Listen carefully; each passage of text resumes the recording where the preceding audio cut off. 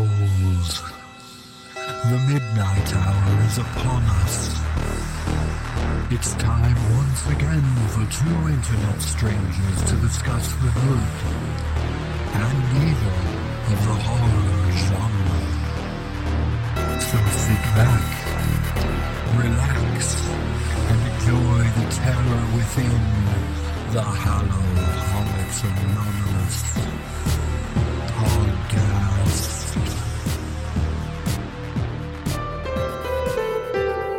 Yes, Corey, yes, let the music flow through you. Madam Floschenplocker, can I take a breather? I'm feeling kind of dizzy. Of course, my dear boy. Sit here in this noticeable pentagram on the dance floor. Would you like me to light the aromatherapy candles? That'd be great. Corey, I've come to save you. No, wait, I'm sorry. I meant save you from forgetting about the podcast, which we should start now. Oh, yeah, sure. Hi, I'm Maddy. And I'm Corey. And this is Hallow-Holics Anonymous. A show dedicated to all things horror and occasionally Halloween. On this day in horror history. November 26th saw the birth of Peter Fasanelli, who plays Dr. Carlisle Cullen in The Twilight Oh, that's not a good fact. Okay. No, it's terrible. I can't believe you even used it. Yeah. Oh, Robert Goulet, who appeared in Scrooged and Beetlejuice, was born. And, let's see, Robert Strange, who appeared in the film Mad Monster, and the Adventures of Captain Marvel and Zombies of the Stratosphere was born. Man, November's kind of a slow month for horror history. Yeah, it's a pretty bad month for horror history, honestly. I mean, there weren't even that many great movies released. Yeah. Now, there might be some good deaths. What? There might be some cool deaths in November 26th. Are you threatening me? I'm confused. Philip Leakey, a makeup artist who worked on a vast collection and array of Hammer films, died. Oh, sorry to hear that. Well, he was 84. Oh, okay. He had it coming. It was his time. And that was on this day in horror history. So we're not talking about witch hunts in this episode. The lost episode I'd like to talk about later eventually. Someday. Before we start, though, I would like to give a quick shout out to a special little friend who is probably our youngest listener. Is that okay? Yeah, that's sure. Just don't say anything bad. I won't. So, hello, Lily. Thank you for listening. Tell your mom I said hi. And that was This Week in Shoutouts by Corey. Oh, no, we have a new segment now? Just for today, I guess. Lily may be a special guest one day, guys, so be prepared for that. Now, before we move on to Horror Pack, I have, for the first... well, actually, before we move on to Horror Pack, I should go find my Horror Pack. Oh, my God. Well, we're not doing Horror Pack right now anyway, because we have some major horror news.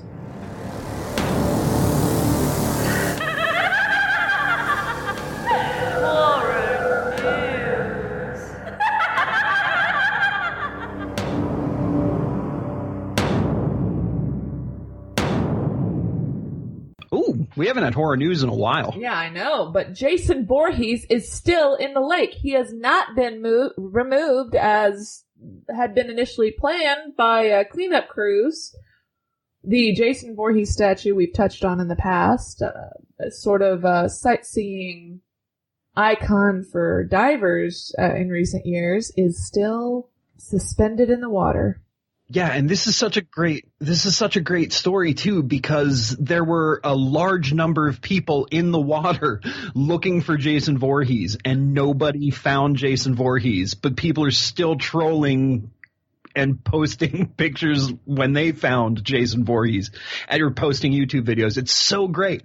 I love that this is happening. There's this secret Jason Voorhees statue in a lake that, like, I don't know. I forget what it was in the article, but a lot of people were looking and nobody found it. So they're spending a lot of money just to find this statue. Oh, it's so great. And as a result, it's sort of publicizing it more, too, making it more of a tourist attraction. Right.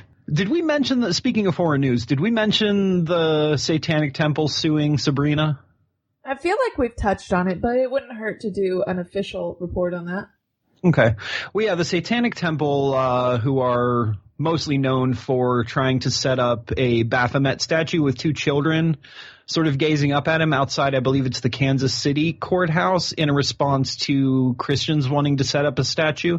It was sort of a separation of church and state protest. Oh, yeah, that's exactly what that protest was. It was the Satanic Temple trolling. I agree with you.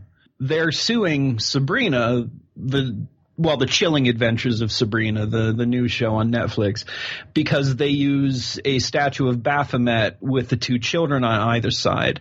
Now, I'm really interested to see where this goes, because they settled. They settled already. They settled, and both sides were apparently happy. So a lot of people suspect it was really just an attention grab for both sides as well. Oh, it was definitely an attention. That's what the Temple of Satan does. Mm-hmm. The Satanic Temple. They're all about the attention. In a way, they're kind of like PETA. Oh yeah, they're just instead of not eating animals, they're all about worshiping the devil. That's unfortunate that they settled, because I was really curious, because this Baphomet statue that Sabrina sort of did copy was a public statue. It wasn't exact. I would have really liked to see this play out in court. I'm glad it didn't cancel or screw up Sabrina, but I would have liked to see, like, a judge have to take this apart and figure it out. It would have been hilarious. So speaking of Sabrina, the Teenage Witch, segue. What? To what? We're talking about witch movies, Corey. Oh, I thought we were doing Horror Pack. I thought that was next. Oh, yeah, right, Horror Pack. Okay, ignore the segue. So this is a Horror Pack week, guys, so we're going to go through it real quick. This week is worth keeping, but just barely. I'll save the reason I'm keeping it for last. All right, so I'm going to start out with what I think probably is the worst movie in here, but I hear its sequel's really good, I think. I got Ouija. Have you seen Ouija, Maddie? I've seen Witchboard. Witchboard's dope, but this is not Witchboard. Is awesome. This is newer. It's one of those PG-13 things. It's I know all about what Ouija is. Yeah. Oh, okay. No, but apparently the sequel was good, so I'll get through this and then watch the sequel. The sequel's really dry. Well, I'll be the judge of that, won't I? Okay. The Horror Pack signed edition this month, which we get occasionally. It's the Horror Pack limited edition as well. It's where is the title? I guess it's called 3. Directed by a guy named Lou Simon. Does that ring a bell? Nope. Oh, this sounds rough. A man and a woman kidnap her rapist in order to extract a confession from him. Locked up in the basement of a remote home, he is unwilling to confess on camera and continues to assert his innocence. With time running out, how far will they go for justice, and what if they're wrong? That sounds like it's one of those one watches and never look at again movies. I have a feeling it looks like one of those graphic movies. You know, this could be like I Spit on Your Grave or Last House on the Left. I mean, I'll watch it eventually. I mean, I say that about all of these and I never watch them. Next up, I've got Hold Your Breath, which Yahoo.com called 90 Minutes of Terror. And the tagline is, when you drive by a graveyard, don't ever forget. Okay, well, I kind of like the tagline. When you drive by a graveyard, that part's a good start to it. It kind of fizzles out at the end, but... Well, it's written, it's supposed to be don't ever forget, hold your breath, because that's a... okay, because I gotcha.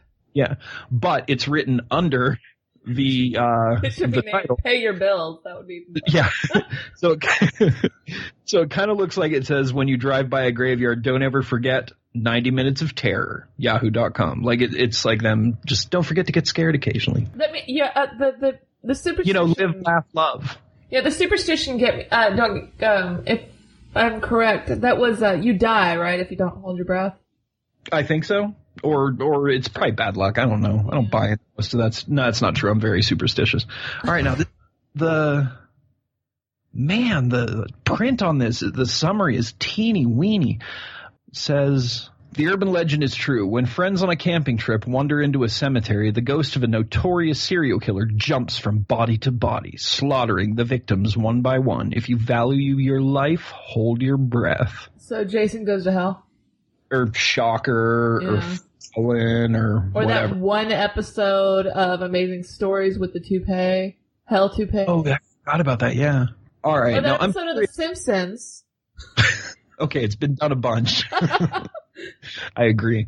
So I'm curious to see if you agree with me on this, but the best one this month, and the reason I'm going to keep on getting them other than to read these to you guys, is that they included The Visit, which kind of messed me up when I saw it.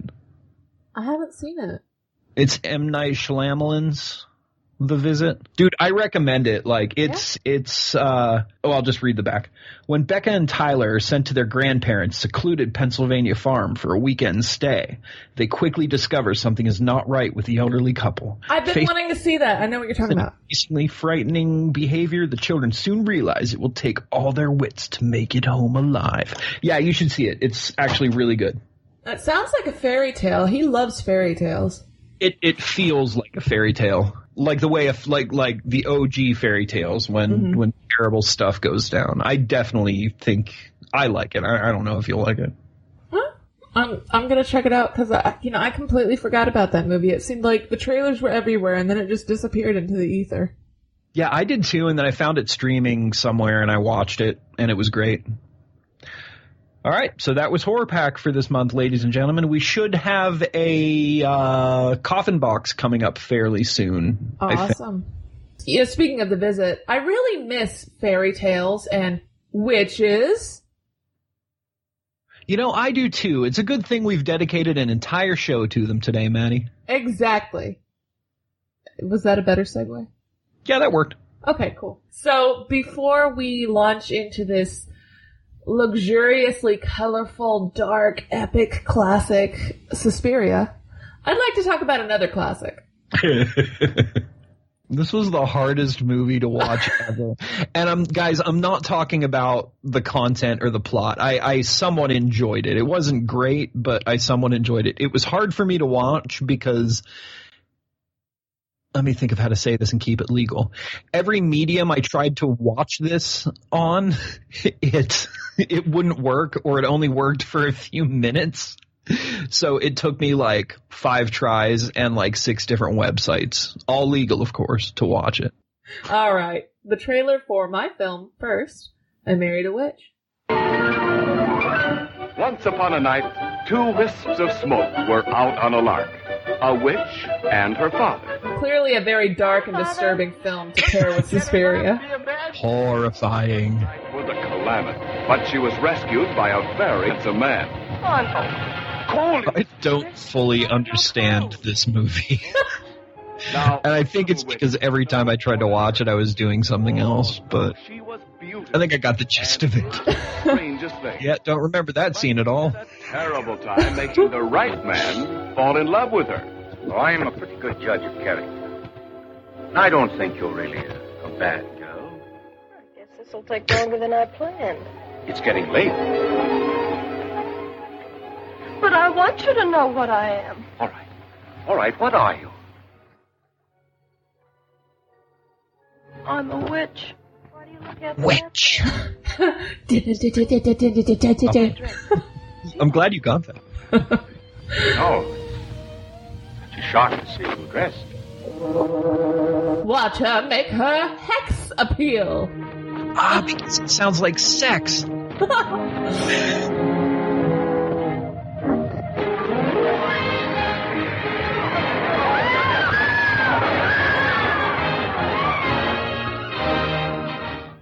When a witch named Jennifer and her father Daniel, played by Cecil Kellaway, are burnt at the stake for the innocent crimes of destroying Puritans' livelihoods and committing light-hearted adultery, a curse is placed...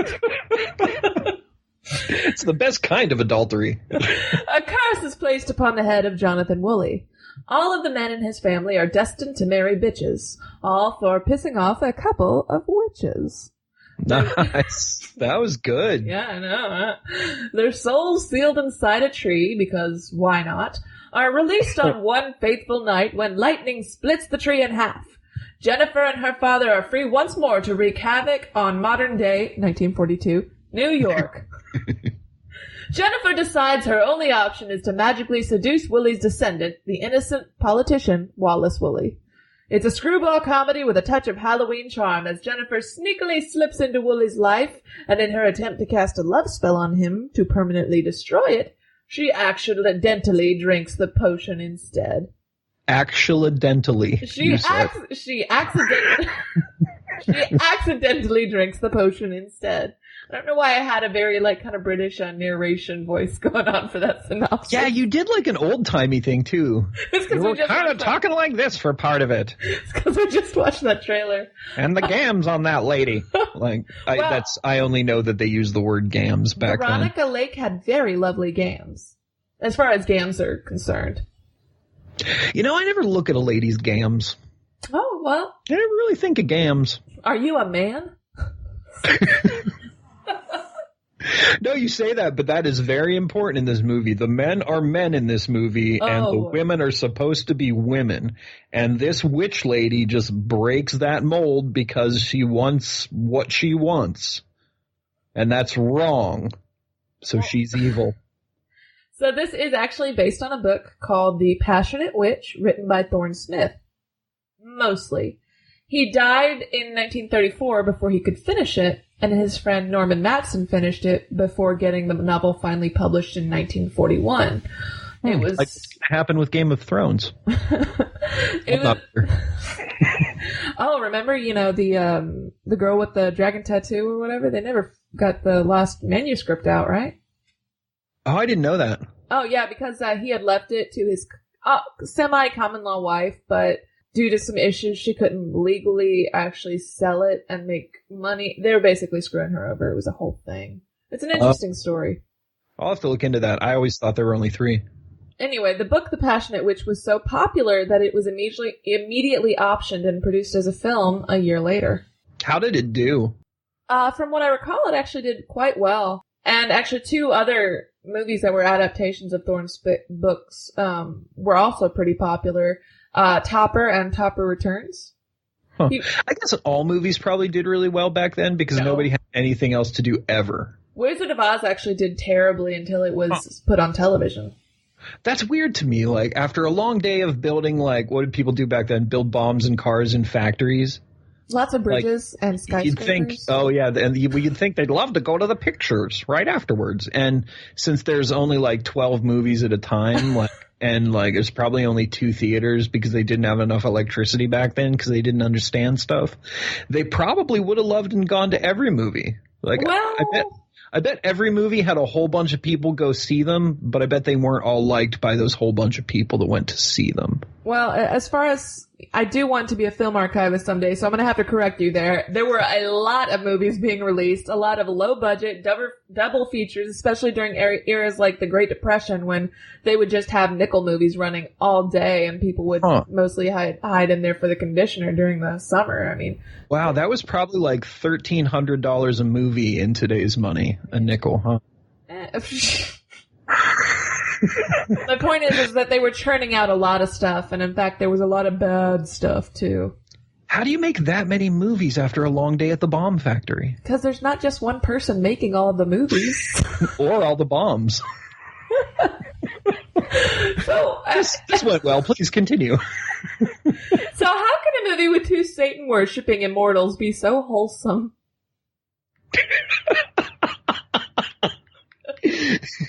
What was funny about that is you holding in the laugh at the end. Yeah, this actually is part of the charm of the movie, I think. It's also back to Sabrina's Chilling Adventures or whatever it's called. I like it. I like that you can mention things that are traditionally evil but still have sort of a wholesome thing behind it. It's kind of cool. Now, the book was... How can it be that way? Yeah, well, the book was a lot darker. Way darker. She killed a goat to get revenge on her husband by bringing the blood into the bedroom or something like that. She was a witch in the book. Wow. But script adapters Dalton Trumbo and Robert Peroche initially, before Trumbo and the director Renee Clare basically disagreed about the vision. I suspect Trumbo actually wanted to go darker, and he stepped away from the film without any credit whatsoever before Mark Connolly helped finish the script. And they ended up lightening the story a lot more. They probably couldn't film that. Like, I mean, it probably wouldn't have gotten the release they wanted without a lot of backlash back then if they would have filmed the actual book. Yeah, makes me want to read the book now. Yeah, this is after the code was established too, so. Oh, yeah, even more. I mean, you had to pretty much imply most romantic situations going further than two separated twin beds. Yeah, wasn't there also a weird rule where, like, you had to, like you had to have your feet on the floor during those scenes or something? No, you're getting more into television kind of stuff. Yeah, I also think I took that from a Saturday Night Live skit. I'm not sure if that's right or not. Yeah, I've never heard that one. Okay. I know that I Love Lucy went pretty far in how they treated romantic relationships on screen and public broadcasts, so... Like from today's standard, that's nothing. Yeah. So Frederick March, who played Wallace Woolley, and Veronica Lake, who absolutely stunning when she was in this film, who played Jennifer, they did not get along at all. And in fact, he referred to her as something along the lines of an airheaded sex pot, and she played a hell of a lot of on-set pranks on him. There was even one point where he's basically like looking over her as she's unconscious. And she mentions in her biography that, just to piss him off, she kept rubbing her, cause he was only shooting from the waist up, both of them. She kept rubbing her foot on his crotch while he was saying his lines. Somehow he got through that shoot, and then when it was over, he lost it. Oh man. Yeah, so she did a lot of stuff like that. At one point he had to carry her and she hid a weight, like a 40-pound weight under her dress. I like this girl. Yeah. A lot of people she worked with actually really, really didn't like her. The original actor who was going to play Wallace Woolley dropped out of the production because he had worked with Veronica on Sullivan's Travels, which is her most famous film. She just sounded like she was annoying and like forward, you know what I mean? Like today that stuff would be nothing, and we've got Jared Leto sending God knows what to his co-stars because he's a weirdo. Well, she was also a raging alcoholic. Nobody she worked with liked her. Even her mom tried to sue her. She didn't have a very good end either. She pretty much left Hollywood when she was 26, ended up working at a bar for a while, came back to Broadway for a show or two in her 40s, and died in her early to mid-50s. It was a pretty sad life. But yeah, that's depressing because she's not a bad actress. She's very charming. Now, about the film itself, because I love these backstories. I also love that she was burned in a fire in the beginning, and that's how her first body died. And then she got reborn in fire. And it's kind of hard to say whether that fire is supposed to represent her hate for him or her passion for Wallace Woolley. And even before the love spell kind of misfires, because she makes a love potion for him because she wants to ensnare him and torture him even more, then she accidentally drinks it. There's kind of an intense curiosity about life from this character that still makes her kind of innocent, despite her many centuries of experience and evil. I like that too. Like, I like that when she was talking to her father in the beginning, how we sort of get this modern, 1942 lifestyle seen through the eyes of this super old being. Like, I thought that was pretty cute too. Yeah, and you're right, it did add to her sort of innocence. Now, this and the movie Bell Book and Candle, which I cannot recommend enough, inspired the show Bewitched. That makes a lot of sense. I can see that. And the director, René Clair, was actually, if you explore his film career, it's pretty interesting. He was from the French avant-garde art scene. Like, he was one of the few silent film directors who just, like, jumped into talkies really enthusiastically, did a lot of really cool artistic stuff with the films, and then he came to America, and he did one movie that didn't do too well, and then he did this one, which was pretty much his most successful English film. He did a few more, and he kind of left America and faded into the background. So this, I Married a Witch, is one of the biggest movies he's known for. And there are a lot of cameos in this. See, I wouldn't have caught any of those even if I was fully paying attention because I just don't know any actors and actresses from that, aside from the typical, the Karloffs, the Cheneys, the Lugosi's. Like, I don't know any of the other ones. Well, get ready for my list that I found on an article. Do it. Several uncredited cameos from relatively prolific actors at the time. You've got Chester Conklin, who worked with Chaplin. You've got Monty Blue. You've got Franklin Farnham. Several names, I'm sure, of which you have never heard of today. I've already heard of none of them. Yeah, Farnham was actually an incredibly busy actor. Over 30 years and hundreds of movies, and yet absolutely almost no credits in any of his roles. He was a professional extra. And probably the best kind of minor role of them all was Robert Benchley, who played Wallace Woolley's best friend. He was one of the co-founders of the Algonquin Round Table. Is this terribly important? No, I just really like to talk about the Algonquin Round Table. What is that? It's sort of a group of catty New York humorists and mostly newspaper writers who decided to start a club in the Algonquin Hotel. They acted like they were super intellectual and going to come together for these ultimate works, but mostly they just got drunk, played cards, and played horrible pranks on each other. And a lot of actual, other major writers of the day who were a little bit more mature and are more remembered today really hated them, and they hated going to that hotel when the Algonquin Round Table was there. That's interesting. I just recently became a member of the local Elks Club here, and I found out they were founded by it was originally a bunch of actors and stuff that founded the Elks, like scholarly actors and stuff like that. That's why there's a lot of sort of ritual and stuff surrounding their organization. So I wonder if maybe the Algonquin organization, what's it called again? The Algonquin Club? The Algonquin Round Table. They were not an organization at all. Okay. Well, I wonder if that had any influence in any of the more modern day clubs. Like I don't know how long. Maybe the Elks were already around. I'm a new member. I don't know. But yeah, that's kind of cool. I like stuff like that.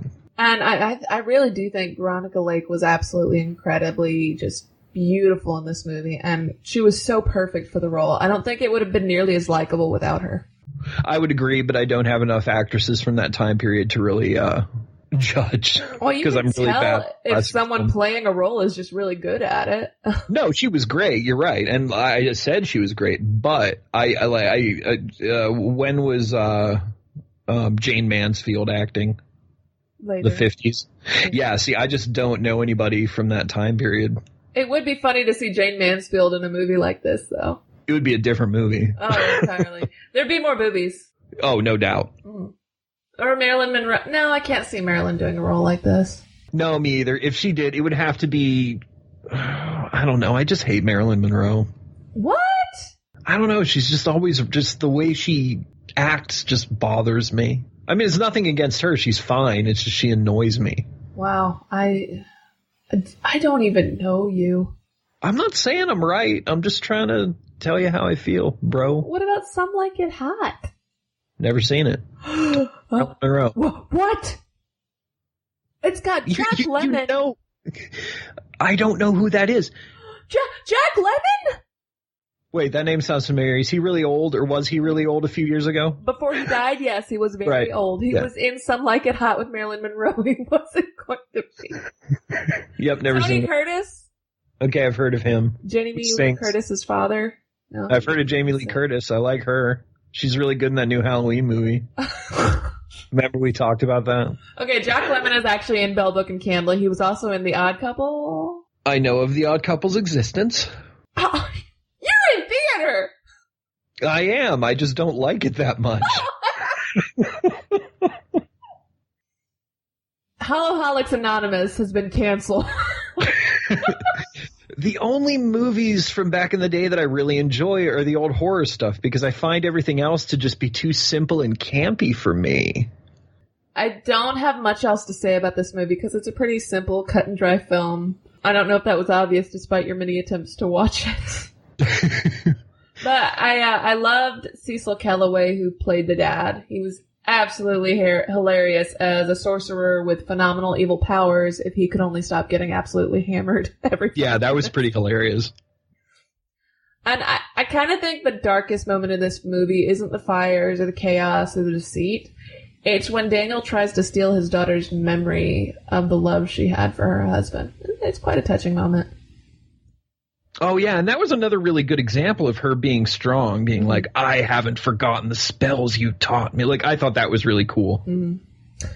But honestly, I cannot imagine old Dad in that bottle in the cabinet isn't an outright loudmouth bastard when they have guests. Oh, God, I'm sure.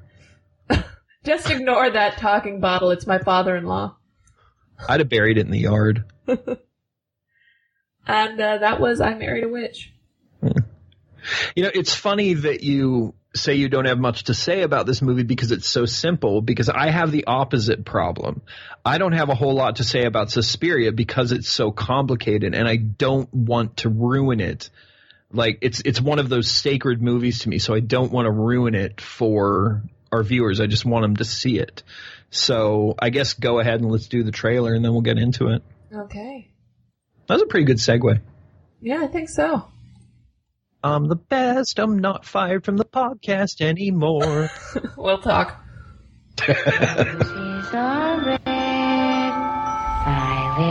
One of the greatest trailers ever. Oh, yeah, I forgot about this.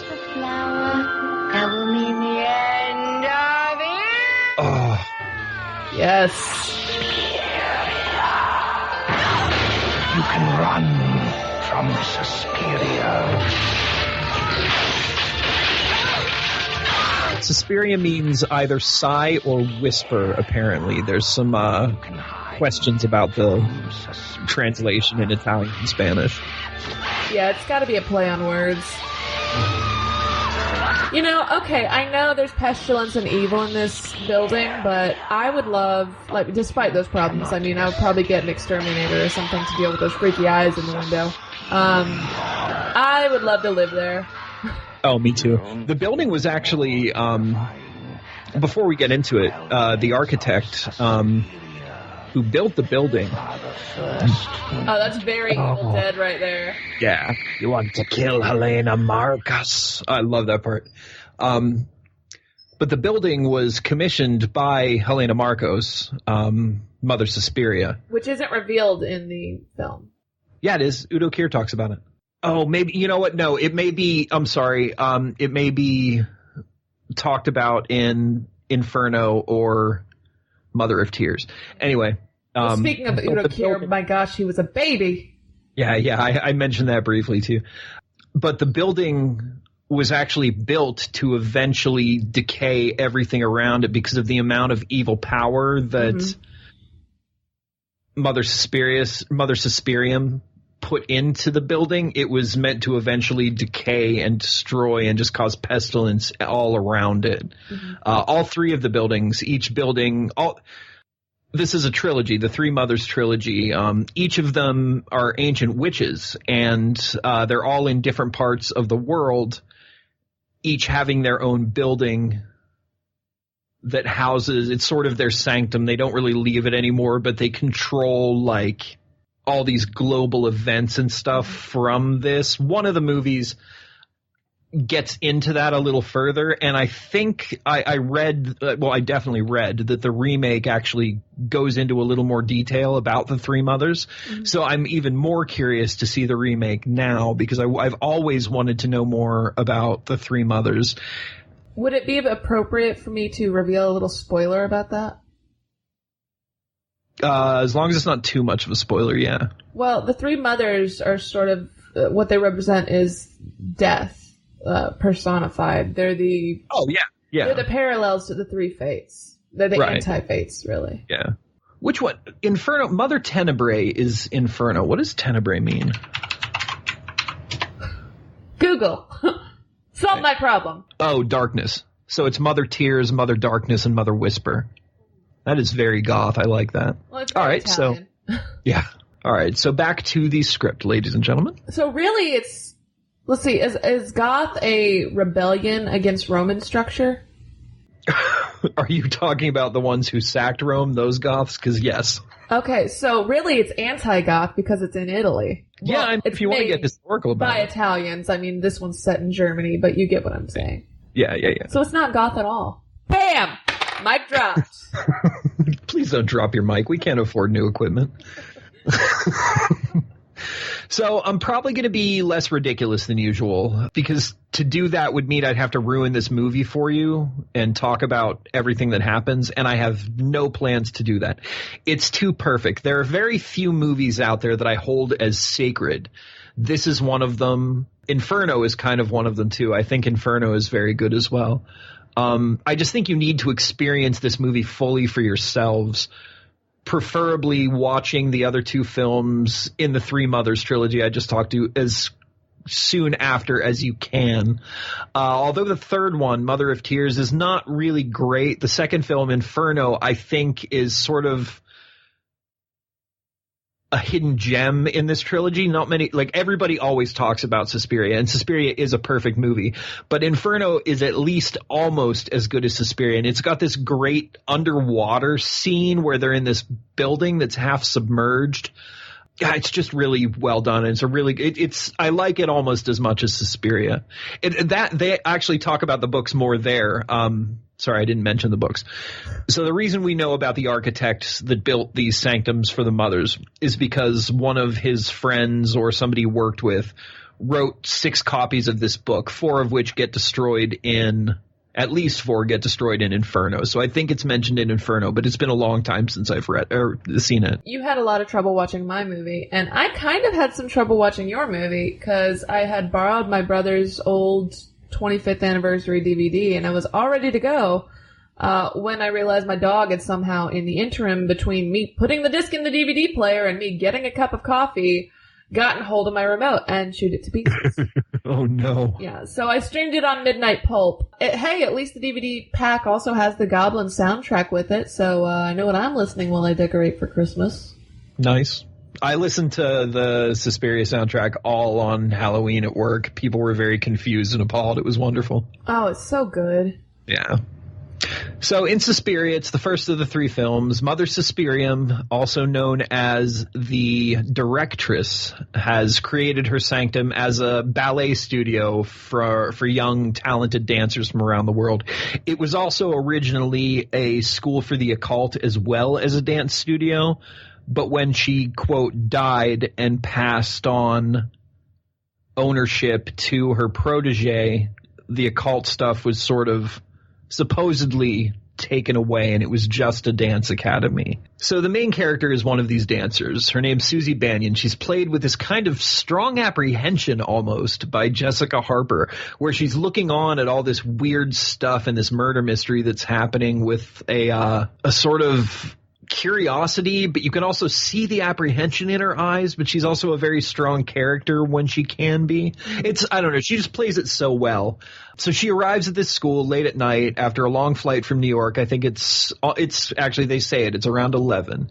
At the doorstep of the school, a girl runs past her, and after muttering a few unintelligible words, Susie's then denied entrance and is forced to sleep in a hotel overnight. We later see that this girl get murdered. It's the only death I'm going to ruin because it's at the beginning, but she's stabbed, falls through a glass ceiling, and hangs herself on an electrical cable that the culprit ties to her. And it is one of the most beautiful scenes you will ever see. Oh, it's so good. And the girl she was visiting gets killed because all the glass falls on her, so they're both laying there dead, and it's just this beautiful sort of like death tableau of like dripping blood and glass, and it's just really well done. That would be a painting that people would love. It's amazing. There's only really one other film I can think of that did a really effective kind of shots like that, and that would be The Eyes of Laura Mars. Oh, I've never seen that, but I've always wanted to. Oh, it's magnificent. So from here on out, it's a murder mystery. Who's killing people at the dance academy, and what nefarious things are happening in the background? Who is the mysterious directress? Is she truly the founder, Helena Marcus's protege? Or is she Joan Bennett? Or is she something more, something older? And why is Susie so sleepy all the time? Do yourself a favor and watch the movie and find out. Worst case scenario, you'll find out why it's a bad idea to keep a pit of barbed wire in your dance school. Also, you get to see Udo Kier with hair. He was actually quite pretty. I can definitely tell why Andy Warhol had a thing for him. Yeah, no doubt. I've always had a soft spot in my heart for Udo Kier as well. I think that dude's like perfectly weird. He's absolutely insane. Yeah. My God, dude, the lighting and the soundtrack make this film. Argento's strong use of color in both the set design and the lighting just fill me with dread, all while being reinforced by Goblin's percussive, synth-heavy, sort of twinkly bell soundtrack, which was also written by Argento. He wrote that with Goblin. Apparently they blasted this on set to further put the cast on edge, which I love it when directors like mess with their actors emotionally just to get more out of them. Mm-hmm. There's no way in a million years that I can make you understand how perfect I think this movie is. I'm going to say it again. You just have to experience it for yourself. A remake was recently released that I was at first completely against, but after seeing the trailer and learning of Tilda Swinton's involvement and finding out, like I said, that they go into a little bit more detail about the three mothers, I'm sort of stoked to see it. Unfortunately, I live in a tiny town that never gets movies like this in our local theater. My life is hard. I did listen to the soundtrack, and it's good. I'm going to do that tonight. Yeah. I'm so curious. There's no competing with Goblin, though. I mean... Oh, no, of course not. Now, to some people, this may sound sacrilegious, but I don't even think Carpenter could compete with them as far as the dread factor they craft with their music. I fully agree with that. They managed to... What I find interesting about Goblin's stuff is this. It's a similar thing that I find interesting about a lot of Japanese horror scores, is that they manage to keep things sort of upbeat and happy. Isn't melancholy, I guess, is a good word for it, which sort of adds this opposition to what you're seeing on screen that just makes everything more confusing and therefore a little more frightening. They're just so good. Like, I love their stuff. Well, the new soundtrack is definitely a lot more modern, but it feels oddly familiar, too. It sort of nods to Goblin in some scores, like probably the best one, which was Volk, with like a bit of Pink Floyd. And I want to say like a bit of My Morning Jacket or something along those lines. I'm guessing it's older Pink Floyd sounding. Yeah, but it's good. It's, again, I mean, it's good if you think of it as a separate entity from the original. Yeah, and I'm trying to do that because the director even wanted us to do that. He said he himself couldn't compete with Argento, so this is just his reimagining of the film. Like he meant it to be apart from the film. So according to Jessica Harper, the actress who played Susie, Helena Marcus, the actress, was uncredited, and she was a 90-year-old prostitute who was found on the streets by Argento himself. That feels like one of those like movie legends to me, but with Argento you never know. Oh, and with Italy. Yeah, that's true too. Argento wanted all the dancers in the Academy to be no older than 12 years old, but the studio intervened because having that much violence happening to such young children would definitely not be received well. And this might be one of the only times I actually agree with studio intervention, because I can't imagine seeing a bunch of 12-year-old kids go through what these people went through in this movie.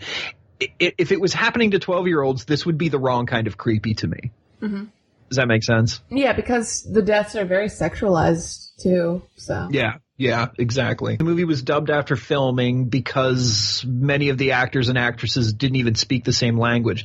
There were Italians on this production. There were Germans. There were Americans, obviously. Harper was an American. So they had to work with all sorts of background noise because since they weren't using that dialogue, it didn't matter. So Harper talks about having to act and do her lines while there's a stagehand like hammering away on some other part of the set. And as a stagehand and a set builder myself, I'd feel super weird about working in the middle of a film. Well, like that in the was middle of filming, because that's pre-OSHA. Yeah. So well, that was like Italian film culture. All movies were like that. Yeah, and I think that's why so many movies came out back then, because they just weren't like you can't tell me when they blew up that bridge in The Good, the Bad, and the Ugly that everybody was perfectly safe in that detonation. You know what I mean? That was crazy. But that was the same deal. When they overdub movies like this, you already know this, I'm sure. It's basically like take the scene with Susie and the professor right after Udo Kier's character introduces them. He's not speaking English. That's dubbed in later. So she's just sitting there listening to him speak German and waiting for a pause for her to say her line. That's how that was. And then they dubbed it in later. And a lot of times they changed the dialogue to fit what the lips looked like as well. So we're not necessarily getting the same dialogue from the script that we would be in the original language. Well, in Fellini's movies, because I'm a pretentious film critic, so I've watched Fellini, who sucks, by the way. I hate him. But he would have his actors a lot of times just count. Instead of saying their dialogue, they would just count 1, 2, 3, 4, 5. I don't believe I've ever seen a Fellini movie. Just don't. Okay. So Harper got the role after Argento saw her in Phantom of the Paradise. It was her first role, apparently. Phantom of the Paradise is this whole other insane movie that everybody needs to see at least once before you shuffle off this mortal coil. Once is probably enough, but have you ever seen it? It's like this weird... Okay, yeah, it's for the audience. It's this weird sort of Phantom of the Opera ripoff, but the dude's wearing this ridiculous like bird mask. He looks like this terrible superhero. You know what? I've seen so strange. I've seen worse versions of Phantom. I've seen one set in a mall with Pauly Shore. So I mean, oh, that's a Pauly Shore movie I've never seen. I have to watch that now. Yeah, it's like a Phantom of the Mall or something like that. Oh, no, I've heard of that. Part 2, though. So apparently Olga, the bad girl that Susie meets at the beginning, her second night in Germany, she stays with her. She was originally supposed to be a kind of witch in training, but the scene that hints at that was cut out.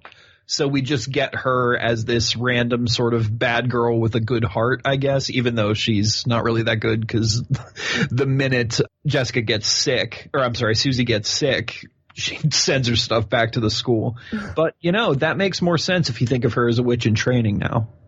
But we're getting too far in the movie than I want to go. Okay. Well, not to spoil anything, I'm not going to go into detail, but you mentioned Wire earlier. That scene took one take, and that's all I'm going to say. Oh, I'd imagine one scene is all somebody had in them through that. So in conclusion, I am a sucker for movies that rely on everything but plot to convey emotion, and this movie is full of it. The plot's not super great if you stand back and look at it. It's fairly obvious, and it's kind of predictable, but none of that matters. From the ground up, this movie is meant to make you feel this sense of dread and apprehension and just oncoming horror. It's not always what's happening on screen that's meant to scare you, but what's happening in the background or what's going to happen soon. Mm-hmm. I still feel the same unease watching this movie for the 10th, 15th, 20th time as I did the first. If you can imagine yourself dealing with what these characters are dealing with, like if you put yourself in their shoes, it's an absolutely horrifying experience, and it's just one of the greatest movies ever. And if I ever meet somebody who doesn't like this movie, I will never talk to them again. You ever watch a movie and think to yourself that there's no way this can be replicated? Yeah, which is why I was so worried about the remake. There's no way anyone else could come up with it. No. I feel that way about Phantasm. I feel that way. Definitely. Yeah, I feel that way about Hardware. Yeah. I feel that way about Suspiria, and I feel that way about Cabin Boy. Cabin Boy is one of the sacred films. You're right. It's up there. Good work on that, by the way. All right, guys, you can tweet us if you want to, and we'd really appreciate some communication at Nowhere23 or search Twitter for Hallow-Holics. You can email us at hallowholics@outlook.com or check out our blog at hallowholic.blogspot.com or hallowholic.wordpress.com. You can also find us on Podpedia if you search for our portal, HHA. They make me say that. Corey, you're not dancing. I'm still very, very faint. Here, drink this blood. It will make you feel much better. You told me this was wine earlier. Yeah, wine, of course. Drink up. Drink up, my boy. Oh, so this is wine. Oh, okay, I'll drink it. If I can have a nap right after, I'll drink it. Yes, a nap. I can't tell if she's British, German, or Vincent Price. Yeah, I don't know. I think she's meant to be German, but it doesn't come off very good.